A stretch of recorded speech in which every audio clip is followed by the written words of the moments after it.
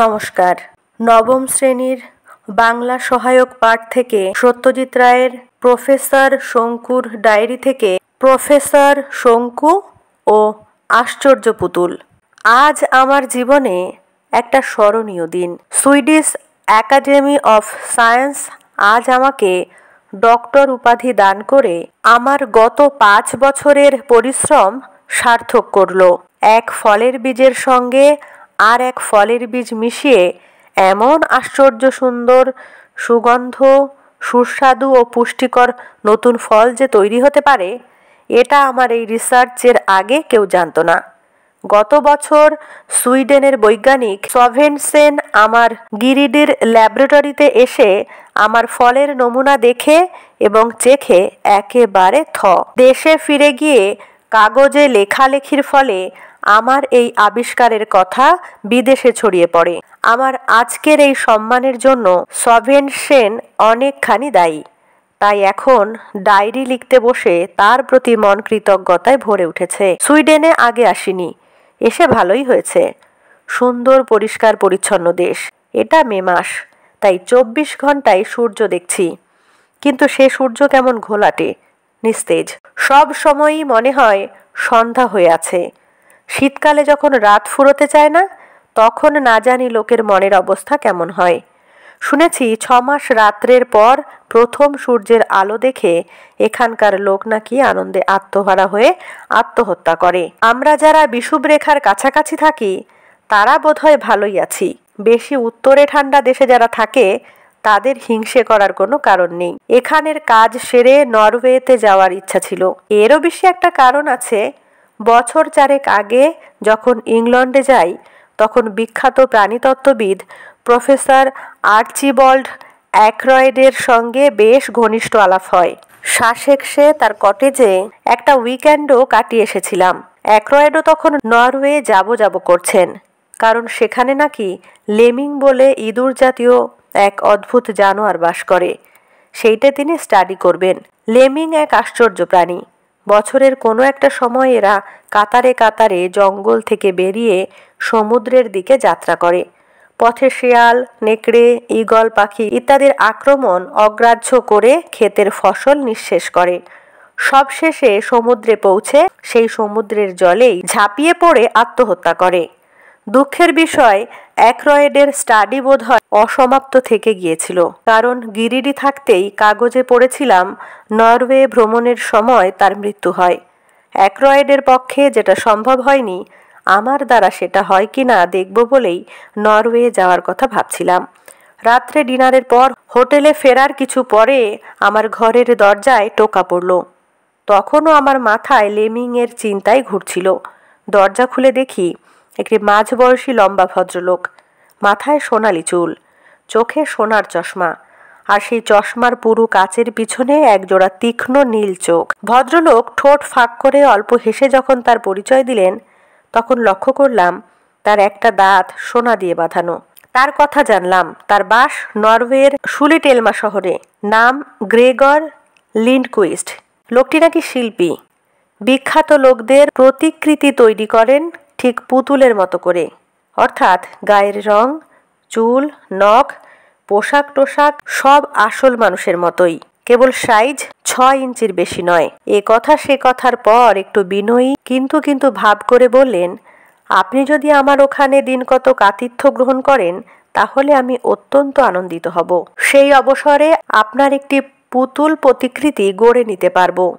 Lindquist আরও বললেন যে তার কালেকশনে নাকি কোনো বিখ্যাত ভারতীয়ের পুতুল মূর্তি নেই, এবং আমি এই প্রস্তাবে রাজি হলে নাকি তিনি নিজেকে ধন্য মনে করবেন।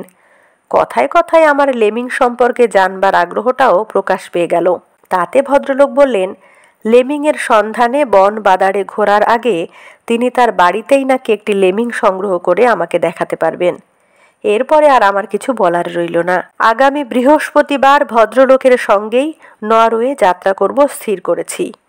17 মে। 2 দিন হলো সুলিটেলমা শহরে এসেছি।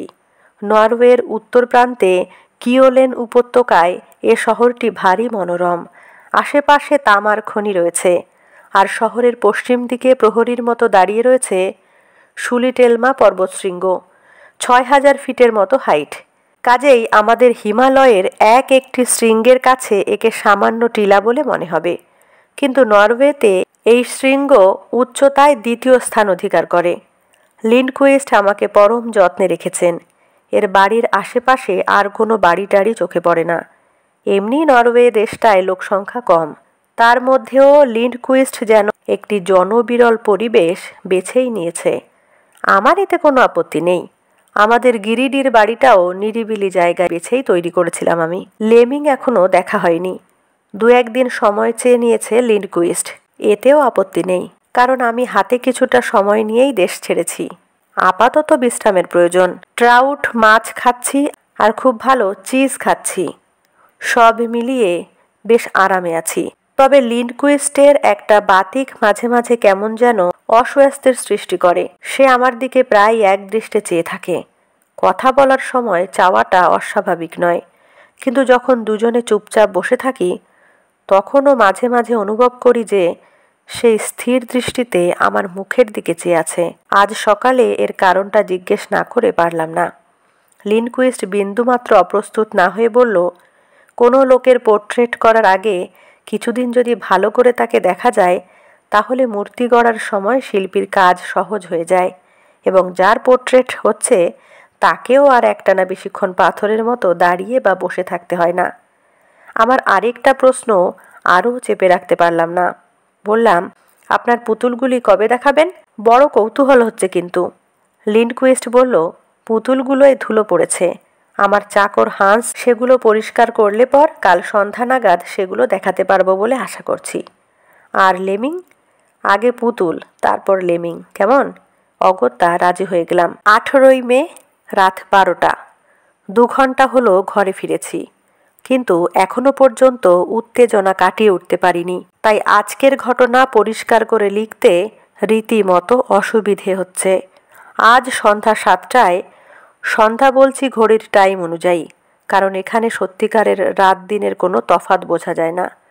লিন্ডকুইস্ট তার বৈঠকখানায় একটা গোপন দরজা খুলে একটা ঘোরানো সিঁড়ি দিয়ে আমাকে মাটির নিচে একটা ঘরে নিয়ে গিয়ে তার পুতুলগুলো দেখালো। আমি এরকম আশ্চর্য জিনিস আর কখনো দেখিনি। টেবিলের উপর রাখা কাচের আবরণে ঢাকা যে জিনিসগুলো দেখলাম সেগুলোকে পুতুল বলতে বেশ দ্বিধাবোধ করছি। আসল মানুষের সঙ্গে এদের তফাৎ কেবলেই যে এগুলো নিষ্প্রাণ, এবং এদের কোনোটাই 6 ইঞ্চির বেশি লম্বা নয়। মোটামুটি বলা যেতে পারে যে আসল মানুষের যে আয়তন, এগুলি তার 10 ভাগের 1 ভাগ। সব শুদ্ধ 6টি পুতুল রয়েছে, সবই নামকরা লোকের, যদিও এদের সকলের চেহারার সঙ্গে আমার আগে পরিচয় ছিল না। যাদের দেখে চিনলাম তাদের মধ্যে রয়েছে ফরাসি ভূপর্যটক আরি ক্লেমো, আর Negro champion boxer Bob Sliman, আর 6 নম্বর কাচের খাঁচায় যে পুতুলটি কালো চশমা পরে ডান হাত কোটের পকেটের ভিতর ঢুকিয়ে দাঁড়িয়ে আছেন তিনি হলেন পরলোকগত ব্রিটিশ প্রাণীতত্ত্ববিদ ও আমার বন্ধু আর্চিবল্ড অ্যাকরয়েড। 6 বছর আগে লেমিংয়ের সন্ধানে ঘুরতে ঘুরতে নরওয়েতেই যার মৃত্যু হয়। অ্যাকরয়েডের পুতুল দেখেই বুঝতে পারলাম পোর্ট্রেট হিসেবে এগুলো কি আশ্চর্য রকম নিখুঁত। শুধু যে মোটামুটি তার চেহারা মিলেছে তা নয়, এগুলো এমন পদার্থ দিয়ে তৈরি যাতে নাকি মাথার চুল, গায়ের চামড়া, চোখের তারা সবই একেবারে জীবন্ত বলে মনে হয়। এই শেষ পুতুলটি দেখে তো নিঃশ্বাস বন্ধ হবার জোগাড়। অ্যাকরয়েডের সামনে আমাকে এমনভাবে দাঁড়িয়ে থাকতে দেখে লিন্ডকুইস্ট জিজ্ঞাসা করল, কি হলো, একে চেনো নাকি? বললাম, বিলক্ষণ, ইংল্যান্ডে আলাপ হয়েছিল, প্রায় বন্ধুত্বই। লেমিংয়ের খবর ওর কাছেই পাই। নরওয়েতেই তো ওর মৃত্যু হয় বলে শুনেছিলাম। তা হয়, তবে আমার ভাগ্যটা খুব ভালো। মৃত্যুর কয়েকদিন আগেই আমার এখানে এসেছিলেন, আর তখনই এই পুতুলটি তৈরি করে ফেলি। যাদের পুতুল দেখছ তাদের সকলেই আমার বাড়িতে থেকে আমাকে সিটিং দিয়ে গেছে। গুপ্ত ঘরটা থেকে ঘোরানো সিঁড়ি দিয়ে উপরে ওঠার সময় লিন্ডকুইস্ট বলল, পরশু থেকে তোমার পোর্ট্রেটের কাজ শুরু করব। আমি ঘরে বসে বসে ডায়েরি লিখছি, আর অ্যাকরয়েডের সেই হাসি হাসি মুখটা আমার মনে পড়ছে। কোনো মানুষের পক্ষে যে এমন পুতুল তৈরি করা সম্ভব হতে পারে এটা আমি কল্পনাও করতে পারিনি। লিন্ডকুইস্ট লোকটা কি শুধুই শিল্পী, না বৈজ্ঞানিকও বটে? কি উপাদান দিয়ে ও পুতুলগুলি গড়ে? যাতে চোখ, নখ, চামড়া, চুল এত আশ্চর্য রকম স্বাভাবিক বলে মনে হয়। আশা করি আমার মূর্তিটিও আমার সামনেই গড়বে, যাতে মাল মশলা নিজের চোখে দেখার সুযোগ হবে। কাল সকালে বরং ওকে এ বিষয়ে দু একটা প্রশ্ন করে দেখব, দেখি না কি বলে। আপাতত লেমিংয়ের প্রশ্নটা স্থগিত রেখে পুতুল নিয়েই পড়া যাক। 19শে মে। কাল রাত্রে একটি ঝোড়ো হাওয়ার সঙ্গে একটা তীব্র উগ্র গন্ধ নাকে আসতে ঘুমটা ভেঙে গিয়েছিল। গন্ধটা অনেকক্ষণ ছিল, কিছু পরিচিত এবং কিছু অপরিচিত জিনিস মেশানো একটা নতুন গন্ধ। চেনার মধ্যে কপার সালফেট ও ফেরাস অক্সাইড, এছাড়া কেমন যেন একটা মিষ্টি মিষ্টি গন্ধ। সেটা কেমিক্যালও হতে পারে বা অন্য কিছুও হতে পারে। মোট কথা, এই বাড়িতে কিংবা বাড়ির আশেপাশে কোথাও কেমিক্যাল নিয়ে কারবার চলেছে। লিন্ডকুইস্ট যে বৈজ্ঞানিকও, সে সন্দেহটা আরও দৃঢ় হলো। সকালে বুড়ো চাকর হান্স এসে বলল, বাবু একটু বেরিয়েছেন, আপনাকে অপেক্ষা না করে ব্রেকফাস্ট খেয়ে নিতে বলেছেন। খাওয়া দাওয়া সেরে বাড়ির ভিতরে এবং আশপাশটায় একটু পাইচারি করে দেখলাম। এখানে সেখানে ঝোপঝাড়ের পিছনে ফ্লাক্স, টেস্ট টিউবের টুকরো এবং একটা মরচে ধরা বুনসেন বার্নার দেখে আমার মনে আর কোনো সন্দেহ রইল না। পুতুলগুলোর পিছনে একটা বৈজ্ঞানিক কারসাজি রয়েছে। আমার চোখে ধুলো দেওয়া অত সহজ নয়। একটা খটকা কেবল মনে খোঁচা দিচ্ছে। যে বৈজ্ঞানিক, সে আর একজন বৈজ্ঞানিকের কাছে নিজেকে শিল্পী বলে পরিচয় দেবে কেন? 9:30 নাগাদ যখন ঘরে ফিরছি, তখনও লিন্ডকুইস্টের দেখা নেই। হান্সকে জিজ্ঞেস করাতে সে তার ফেরার টাইম কিছু বলতে পারল না। একা ঘরে বসে থাকতে থাকতে মাথায় একটা বদ বুদ্ধি এলো। দিনের বেলা পুতুলগুলোকে আর একবার দেখে আসতে পারলে কেমন হয়। গুপ্ত ঘরের দরজাটা খোলার একটা সংকেত আছে। দরজার হাতলটা কিছুক্ষণ এদিক ওদিক ঘুরিয়ে তারপর সেটাকে একটা টান দিলেই সেটা খুলে যায়।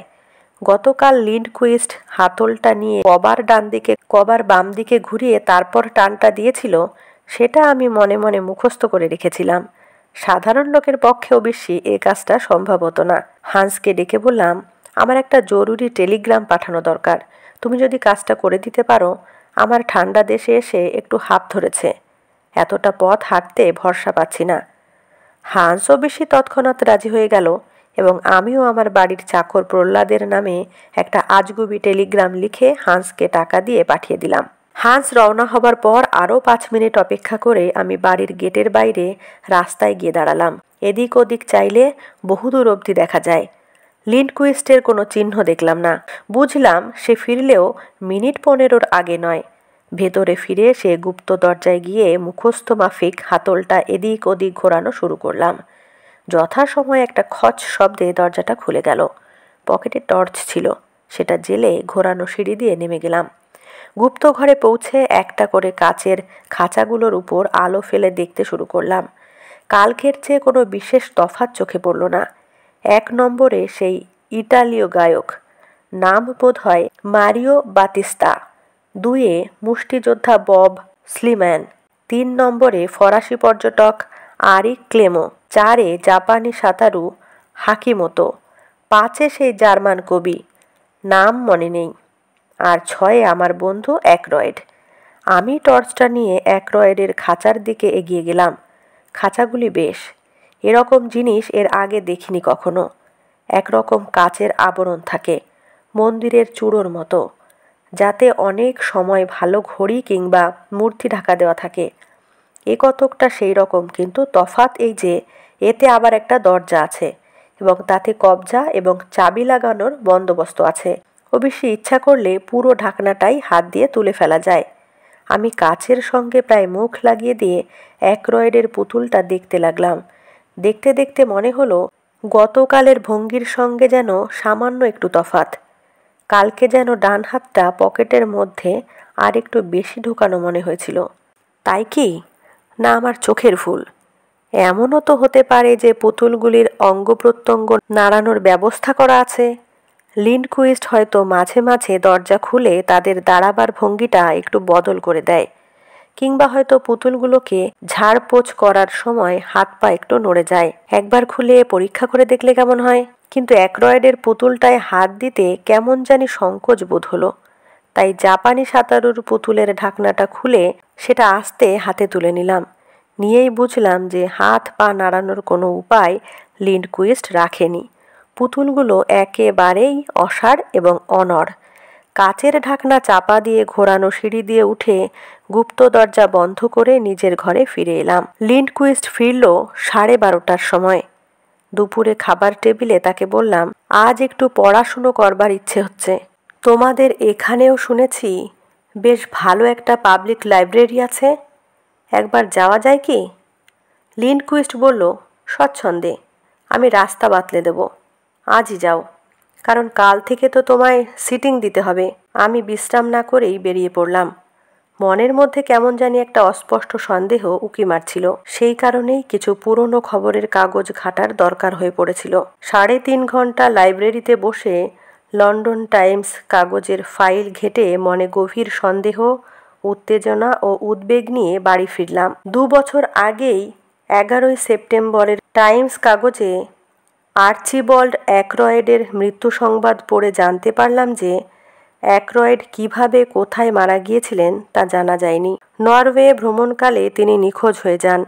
তাকে শেষ দেখা গিয়েছিল ফিওর্ড পরিভ্রমণের উদ্দেশ্যে একটি নৌকোয় চাপতে।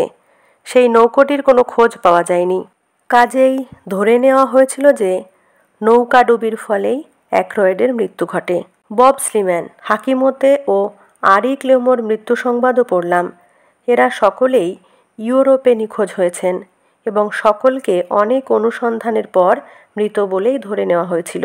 বাড়ি ফিরে এসে বাকিটা দিন যথাসাধ্য স্বাভাবিকভাবেই কাটিয়ে দিতে চেষ্টা করলাম। লেমিং সম্পর্কে কৌতূহলটা মন থেকে প্রায় মুছে গেছে। রাত্রে খেতে বসে লিন্ডকুইস্ট বলল, শঙ্কু, তুমি মদ খাও না? আমাদের দেশের একটা ভালো ওয়াইন একটু চেখে দেখবে নাকি? আমার অবশ্য এই বিশেষ মদটা রোচে না, তবে লোকে খুব ভালো বলে। একটু দেখো না খেয়ে। পাছে লিন্ডকুইস্টের মনে আমার সম্পর্কে কোনো সন্দেহ জাগে, তাই আপত্তি করলাম না। লিন্ডকুইস্ট খানিকটা মদ গ্লাসে ঢেলে দিল। গেলাসটা ঠোঁটের কাছে আনতেই কেমন জানি একটা সন্দেহজনক গন্ধ পেলাম। তাও সামান্য খানিকটা চুমুক দিয়ে সেটাকে ন্যাপকিনে ফেলে দিয়ে বললাম, এ ব্যাপারে তোমারও আমার রুচি একই রকম। তার চেয়ে বরং তুমি যেটা পান করছো সেটাই কিছুটা আমাকে দাও না। লিন্ডকুইস্ট মদের মধ্যে ঘুমের ওষুধ দিচ্ছিল। এই বিষয়ে আমার কোনো সন্দেহ নেই, তবে অভিসন্ধিটা আমার কাছে ক্রমশ স্পষ্ট হয়ে আসছে। আজ রাতটা যে করে হোক জেগে থেকে ও কি করে সেটা দেখতে হবে। 20 মে, কাল রাত্রে না ঘুমানোর ফলে যে অদ্ভুত অভিজ্ঞতা হলো সেটা আজ সকালেই লিখে ফেলেছি। লিন্ডকুইস্টের এই কাঠের বাড়িতে দরজার চৌকাঠ বলে কিছু নেই। ফলে হয় কি, পাশের ঘরে আলো জ্বালালে দরজা বন্ধ থাকলেও তার তলার ফাঁক দিয়ে সে আলো দেখা যায়। লিন্ডকুইস্টের বৈঠকখানায় কুকু ক্লকের কোকিল তখন সবে 12টার ডাক ডেকেছে। আমি আমার সেই ঘুমতাড়ানি ট্যাবলেটটা না খেয়েও তখন দিব্যি জেগে বসে আছি, কারণ মনে কেমন জানি দৃঢ় বিশ্বাস হয়েছে যে রাত্রে একটা কিছু ঘটবে। এমন সময় আমার বন্ধ দরজার তলা দিয়ে আলো দেখলাম। কে জানি বৈঠকখানায় আলো জ্বেলেছে। কিছুক্ষণ সব চুপচাপ। তারপরেই একটা পরিচিত খুঁজ শব্দ শুনতে পেলাম। এবার বৈঠকখানার বাতিটা নিভে গেল। আমি মিনিট খানেক চুপ করে থেকে মোজা পায়ে আস্তে আস্তে আমার দরজার দিকে এগিয়ে সেটা ইঞ্চিখানেক ফাঁক করে চোখ লাগিয়ে ওদিকে দেখে নিলাম। তারপর দরজা খুলে এগিয়ে গেলাম। গুপ্ত দরজার দিকে গিয়ে দেখি দরজা খোলা। বিপদের আশঙ্কা সত্ত্বেও তখন একটা অদম্য বৈজ্ঞানিক কৌতূহল আমাকে পেয়ে বসেছে। আমি দরজা খুলে ভিতরে ঢুকে সিঁড়ি দিয়ে নামতে শুরু করলাম। 3.5 পাক নামলে পরে পুতুলের ঘরে পৌঁছানো যায়। 3 পাকের শুরুতেই একটা অদ্ভুত শব্দ আমার কানে এলো। আমার কান, শুধু কান কেন, আমার সব ইন্দ্রিয়ই সাধারণ মানুষের চেয়ে অনেক বেশি সজাগ। তবুও এ শব্দটা এতই নতুন, এটা চিনতে আমার বেশ কিছুটা সময় লাগলো। অবশেষে হঠাৎ চিনতে পেরে বিস্ময়ে এবং আতঙ্কে আমার রক্ত হিম হয়ে গেল। এ হলো মানুষের চিৎকার, কিন্তু গলার স্বরটা সাধারণ মানুষের চেয়ে অনেক অনেক গুণে তীক্ষ্ণ ও মিহি। চিৎকারের ভাষাটা জাপানি। আমার বুঝতে বাকি রইল না যে ওই জাপানি পুতুল সাঁতারু হাকিমোতাই কোনো বিপন্ন অবস্থায় পড়ে এভাবে আর্তনাদ করছে। আমি স্তম্ভিত হয়ে চিৎকারটা শুনছি। এমন সময় হঠাৎ সেটা থেমে গেল। তারপর টং করে কাচের শব্দ। এ শব্দেরও কারণ অনুমান করা কঠিন নয়। কাচের খাঁচার দরজা বন্ধ হওয়ার শব্দ এটা। আমার কৌতূহল এখন সব ভয়কে ছাপিয়ে উঠেছে। আমি সিঁড়ির বাকি ধাপ কটা নেমে গিয়ে দেয়ালের পাশ দিয়ে গলাটা বাড়িয়ে দিলাম। লিন্ডকুইস্ট একটা চাবি দিয়ে সেই ফরাসি পর্যটকের খাঁচাটা খুলেছে। তারপর হাত ঢুকিয়ে মুঠো করে পুতুলটাকে বাইরে বের করে এনে তার গায়ে বাঁ হাত দিয়ে কি যেন একটা ঠেকাতেই পুতুলটা হাত পা ছুটতে আরম্ভ করলো এবং তারপর শুরু হলো ক্ষীণ মিহিসুরে আর্তনাদ। লিন্ডকুইস্টের ব্যবহারে কোনো বিচলিত হবার লক্ষণ দেখলাম না। সে আর্তনাদ অগ্রাহ্য করে একটা ছোট্ট ড্রপার দিয়ে পুতুলের হা করা মুখে কি যেন পুড়ে দিচ্ছে। আস্তে আস্তে পুতুলের হাত পা ছোড়া থেমে গেল। তারপর লিন্ডকুইস্ট আগের সেই প্রথম জিনিসটা পুতুলের গায়ে ঠেকাতেই সেটার হাত পা অসাড় হয়ে আগের অবস্থায় চলে এলো।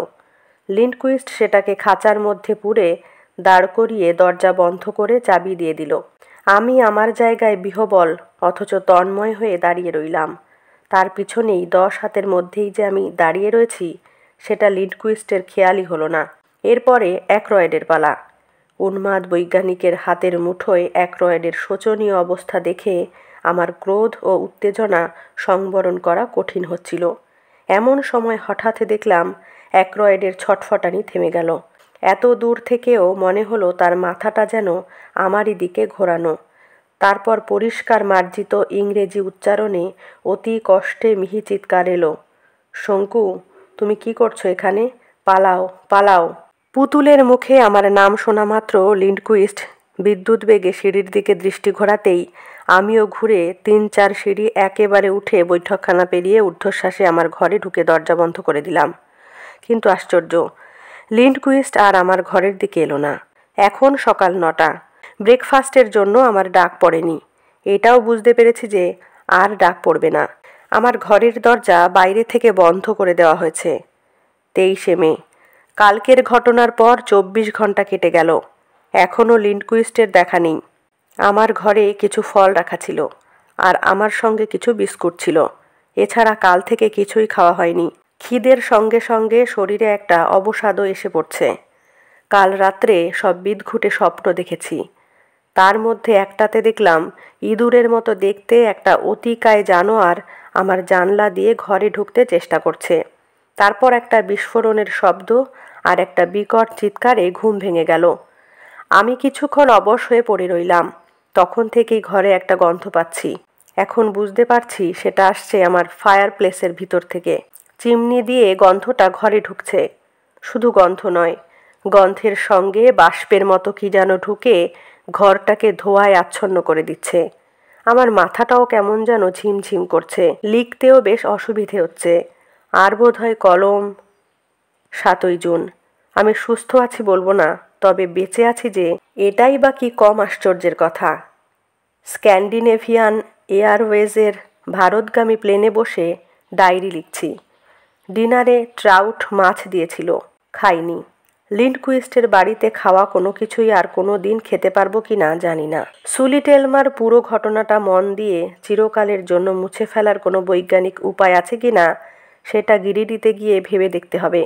যাই হোক, আপাতত ঘটনাটা আমার এই ডায়েরিতে লিখে রাখি, কারণ এ ধরনের পৈশাচিক কাণ্ডকারখানার একটা বিবরণ দেওয়া থাকলে আর কিছু না হোক ভবিষ্যতে একটা ওয়ার্নিংয়ের কাজ করতে পারে। আমার 23শে মের বিবরণে ধোঁয়া আর গন্ধের কথা বলেছিলাম। গন্ধটা কখন যে আমাকে অজ্ঞান করে দিয়েছিল সেটা আমি টেরই পাইনি। জ্ঞান যখন হলো তখন মনে হলো আমি একটা বিশাল ঘরের মধ্যে শুয়ে আছি। ঘরের ছাদটা এতই উঁচুতে যে আমি যেন ভালো করে দেখতেই পাচ্ছি না।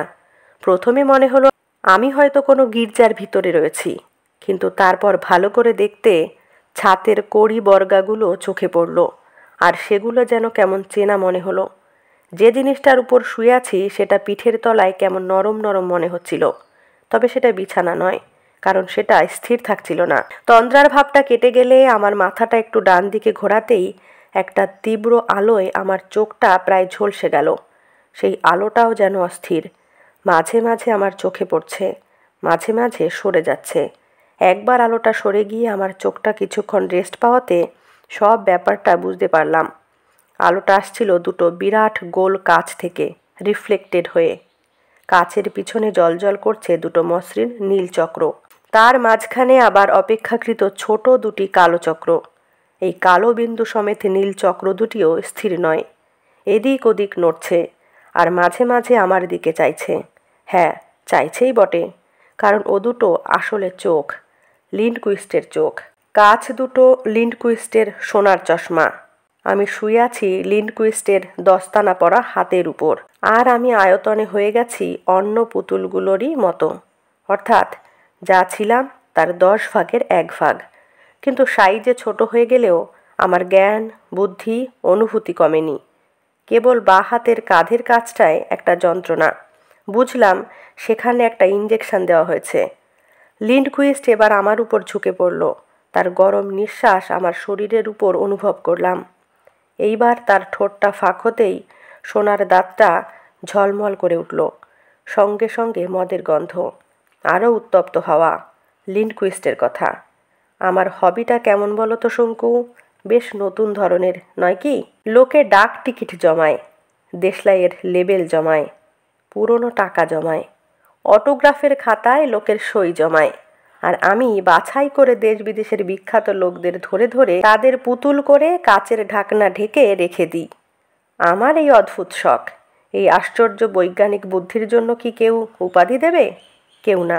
তুমি বলবে, একজন বৈজ্ঞানিক তো আমার সংগ্রহে রয়েছে, তাহলে আর তোমাকে রাখা কেন? আসলে কি জানো, বৈজ্ঞানিক বলে তোমাকে রাখছি না, রাখছি ভারতীয় বলে।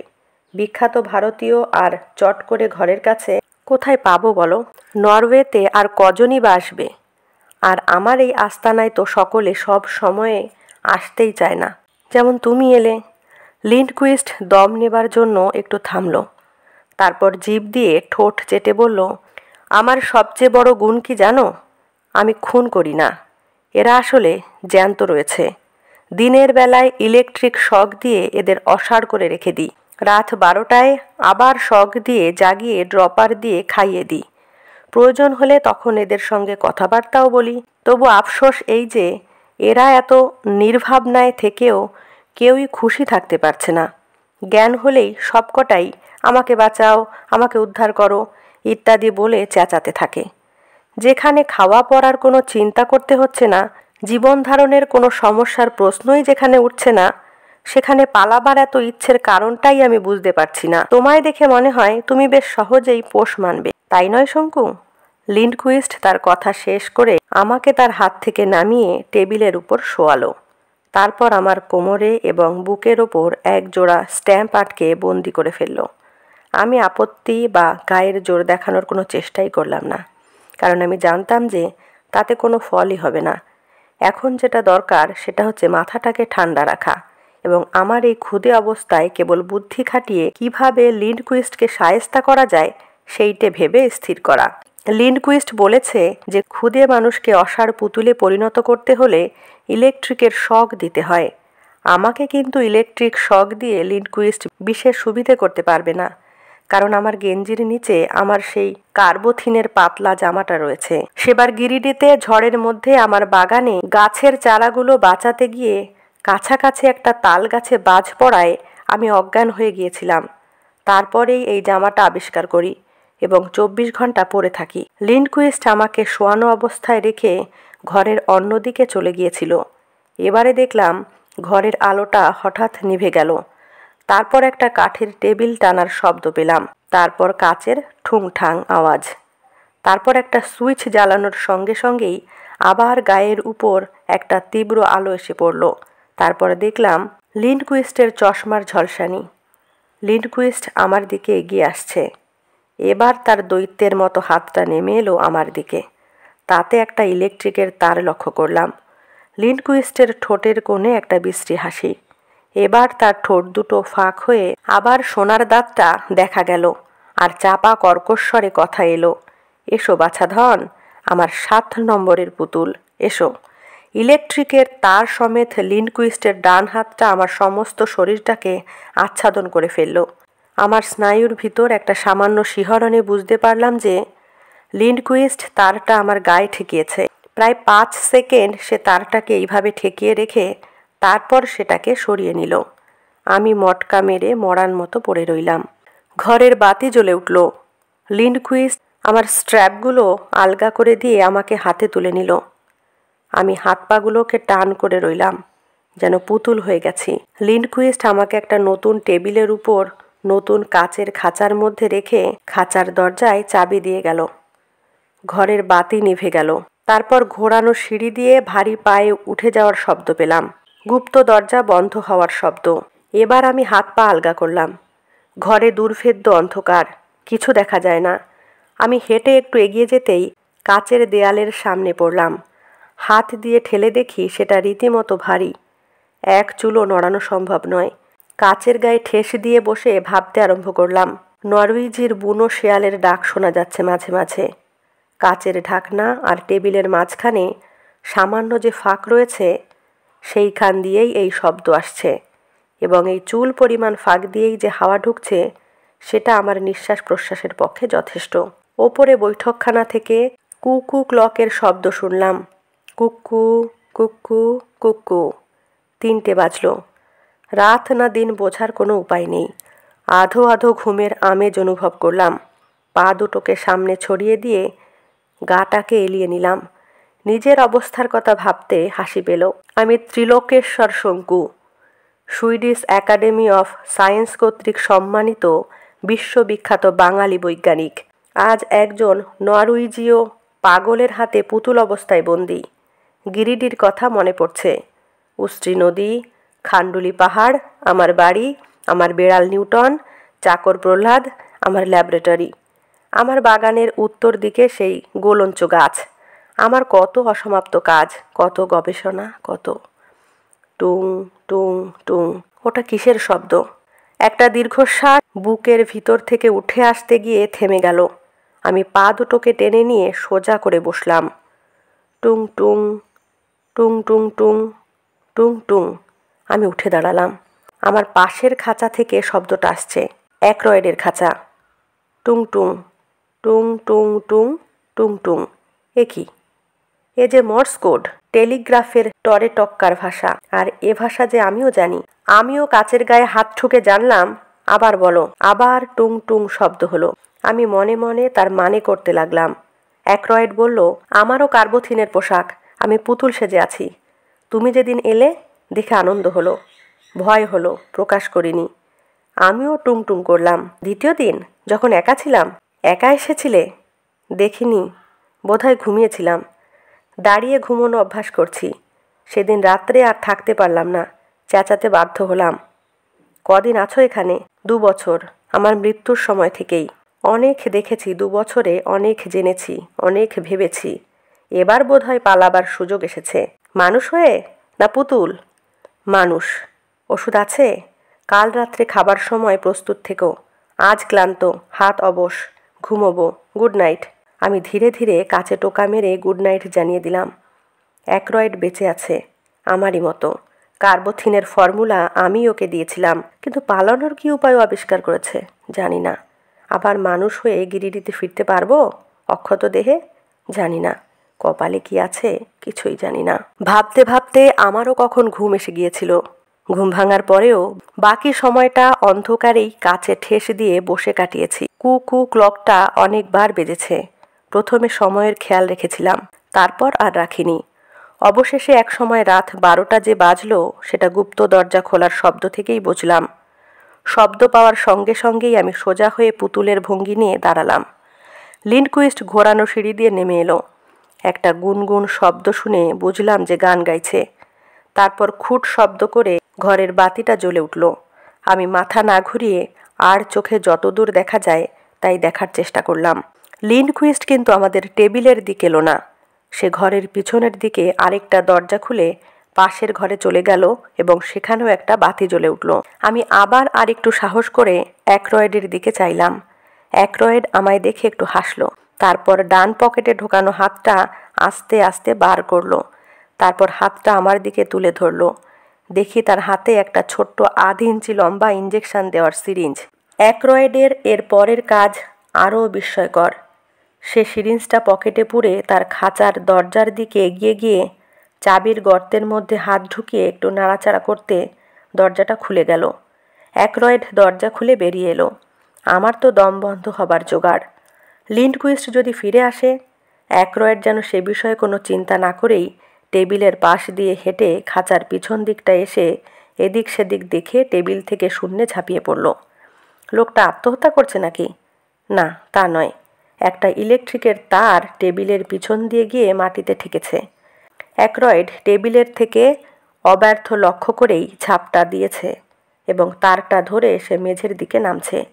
অ্যাকরয়েড যে বেশ সুস্থ সবল লোক ছিল সেটা আমি জানতাম, কিন্তু এই দুরূহ জিমন্যাস্টিকের কাজটাও যে তার আয়ত্তে থাকতে পারে সেটা আমার জানা ছিল না। তার বেয়ে মাটিতে নেমে অ্যাকরয়েড খোলা দরজা দিয়ে একবার উঁকি মেরে অন্য ঘরটায় চলে গেল। ঘরটা থেকে যে একটা অদ্ভুত আওয়াজ আসছে সেটা আমি এতক্ষণ খেয়াল করিনি। এবার শুনতে পেলাম এটা যে মানুষের গলার শব্দ নয়। তবে এটা কি? আমার পক্ষে শব্দ চেনা অসম্ভব। শব্দটা বন্ধ হবার পর লিন্ডকুইস্টের পায়ের আওয়াজ পেলাম। সে বাতি নিভিয়ে আমাদের ঘরটায় ফিরে এলো। দরজাটার সামনেই 1 নম্বর খাঁচা। লিন্ডকুইস্ট চাবি বার করে খাঁচার দরজা খুলে ইতালীয় গায়ক বাতিস্তাকে নিয়ে ব্যস্ত হয়ে পড়ল। আমি কাঠের মতো দাঁড়িয়ে আর চোখে একবার লিন্ডকুইস্টের দিকে, একবার পাশের ঘরের দরজাটার দিকে চাইতে লাগলাম। যথারীতি বাতিস্তার চিৎকার হলো। অ্যাকরয়েড পাশের ঘরে কি করছে না করছে ভেবে ঠাহর করতে চেষ্টা করছি। এমন সময় হঠাৎ পাশের ঘরের দরজাটা খুলে গেল এবং সঙ্গে সঙ্গে তার 6 ফুট লম্বা দেহ নিয়ে ঝড়ের মতো প্রবেশ করে আমার বন্ধু অ্যাকরয়েড লম্ফ দিয়ে এগিয়ে এসে লিন্ডকুইস্টের উপর ঝাঁপিয়ে পড়ল। আমি খাঁচার মধ্যে বন্দি, তার উপর দৈর্ঘ্যে মাত্র 6 ইঞ্চি। অ্যাকরয়েডকে যে সাহায্য করব তার কোনো উপায় নেই, কিন্তু কয়েক মুহূর্তের মধ্যেই বুঝলাম যে অ্যাকরয়েডের সাহায্যের কোনো প্রয়োজন নেই। লিন্ডকুইস্টের সাধের 1 নম্বরের পুতুল হাতে থাকাতে প্রথমত সেইটিকে পাশে সরিয়ে রাখতে রাখতেই অ্যাকরয়েড তাকে জাপটে ধরে ফেলল। লিন্ডকুইস্ট কিছু করতে পারার আগেই দেখি অ্যাকরয়েড একটা সিরিঞ্জ নিয়ে নরউইজিয়ের বাহাতের কোটের আস্তিনের উপর দিয়েছে প্রচণ্ড খোঁচা। তারপরের দৃশ্য আরও ভয়াবহ, আরও অবিস্মরণীয়। কয়েক মুহূর্ত আগেই অ্যাকরয়েডকে দেখেছিলাম তারই সমান একটি জোয়ান লোককে জাপটে ধরতে, আর এখন দেখলাম অ্যাকরয়েডের বাঁ হাতের মুঠোয় লিন্ডকুইস্টের 6 ইঞ্চি লম্বা একটি পুতুলের সংস্করণ। অ্যাকরয়েড অবজ্ঞা ভরে পুতুলটিকে টেবিলের উপর ফেলে দিয়ে তার গায়ে বৈদ্যুতিক তারটা ঠেকিয়ে সেটাকে অসাড় করে দিল। তারপর আমার খাঁচার দিকে এসে কাচের ঢাকনা তুলে ফেলে তার পকেট থেকে সেই ছোট্ট 1/2 ইঞ্চি সিরিঞ্জটা বার করে আমায় দিয়ে বলল, এত ছোট জিনিসটা তুমিই ভালো করে হ্যান্ডেল করতে পারবে, এটা নিয়ে ফেলো। আমি আর দ্বিরুক্তি না করে ইঞ্জেকশনটা নিয়ে নিজের আয়তনে ফিরে এলাম। কিন্তু এই ওষুধ অ্যাকরয়েড পেল কী করে? প্রশ্ন করতে অ্যাকরয়েড আমার কাঁধে হাত দিয়ে আমাকে পাশের ঘরে নিয়ে গেল। সুইচ টিপতেই ঘরে আলো জ্বলে উঠল। ঘরের মাঝখানে প্রায় ছাদ অবধি উঁচু একটা বিরাট কাচের খাঁচা। পাশের ঘরের পুতুলের খাঁচার মতোই দেখতে, কিন্তু ভিতরে বিখ্যাত মানুষের বদলে রয়েছে একটি অতিকায় ইঁদুর জাতীয় জানোয়ার। আমি পরম বিস্ময়ে অসাড় জন্তুটির দিক থেকে অ্যাকরয়েডের দিকে চাইতেই সে বলল, বোধহয় অনুমান করতে পারছো জানোয়ারটা কি? এটা লেমিং। এরা একটা অতিকায় সংস্করণ, আসল লেমিংয়ের চেয়ে 10 গুণে ছোট। কিছুদিন থেকেই লিন্ডকুইস্ট এই নিয়ে এক্সপেরিমেন্ট করছে। বড় জিনিসের ছোট সংস্করণের মতো ছোট জিনিসের বড় সংস্করণ জমিয়ে রাখার শখ হয়েছিল বোধহয়। সফল যে হয়েছে সেটা কালকেই জানতে পেরেছিলাম হান্সের সঙ্গে লিন্ডকুইস্টের কথাবার্তা থেকে, এবং ওই ওষুধই যে আমাদের আসল চেহারায় ফিরিয়ে আনতে পারবে এটা তখনই আন্দাজ করেছিলাম। আমি অন্যান্য পুতুলগুলো দেখিয়ে বললাম, এদের কি হবে? অ্যাকরয়েড মাথা নেড়ে বলল, এদের তো আর কার্বোথিনের জামা ছিল না, তাই এরা মানুষ অবস্থায় আর বাঁচতে পারবে না। এদের মৃত বলেই ধরে নেওয়া যেতে পারে। চলো যাওয়া যাক। আমরা ঘোরানো সিঁড়ির দিকে রওনা দিলাম। অ্যাকরয়েডকে গম্ভীর দেখে কেমন জানি সন্দেহ লাগলো। জিজ্ঞেস করলাম, তুমি দেশে ফিরে যাবে? অ্যাকরয়েড দীর্ঘশ্বাস ফেলে বলল, আমার স্মৃতিসভা হয়ে গেছে তা জানো? আমার স্ত্রী বিধবার পোশাক পরেছে।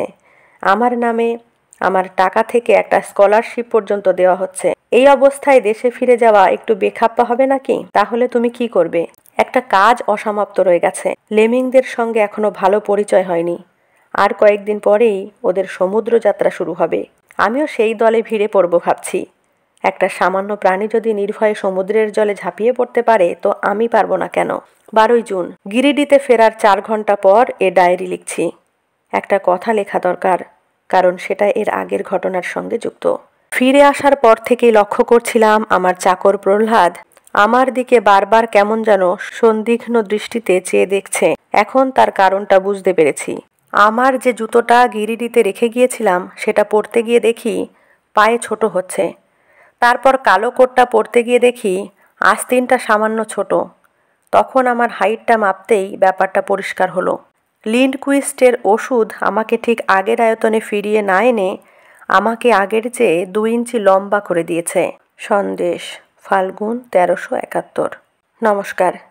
কেমন লাগলো অবশ্যই কমেন্টে জানাবেন। ভালো লাগলে লাইক, কমেন্ট, শেয়ার করবেন। চ্যানেলটিতে নতুন হয়ে থাকলে চ্যানেলটি সাবস্ক্রাইব করে অল নোটিফিকেশান অন করে বেল আইকন প্রেস করবেন সবার আগে নোটিফিকেশান পেতে। ধন্যবাদ।